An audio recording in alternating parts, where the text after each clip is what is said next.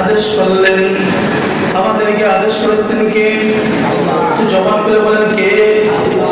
আল্লাহ রাব্বুল আলামিন আমাদের জন্য যেটা আদেশ করে এটা আমাদের জন্য মানা ফরজ নাকি সুন্নাহ?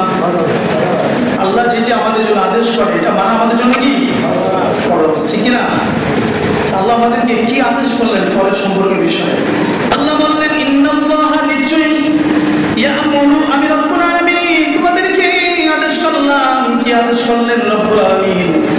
এক নম্বরে জানাই দিল বিল আদল, আদলের আদেশ করলাম। আদলের বাংলা অর্থ হচ্ছে ন্যায় পরায়ণ, ন্যায় পরায়ণশীল, ন্যায়বান, ন্যায় বিচারক।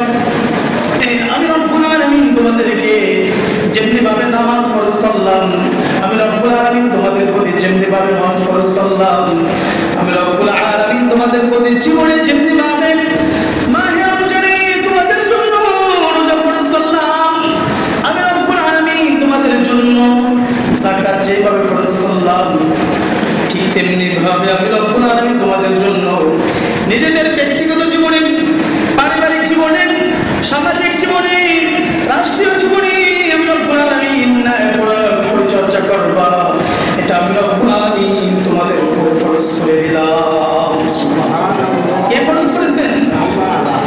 নিজেদের ব্যক্তিগত জীবনে নামাজ পড়া যেমন ফরজ, যাকাত দেওয়া যেমন ফরজ, আল্লাহ তাআলা যত বিধান আছে নামাজ, রোজা, হজ, যাকাত এগুলো আল্লাহ রব্বুল আলামিন যেমন ফরজ করেছেন ঠিক তেমনি ভাবে ন্যায় বিচারক হওয়াটাও আমাদের জন্য আল্লাহ তাআলা ফরজ করে দিয়েছেন।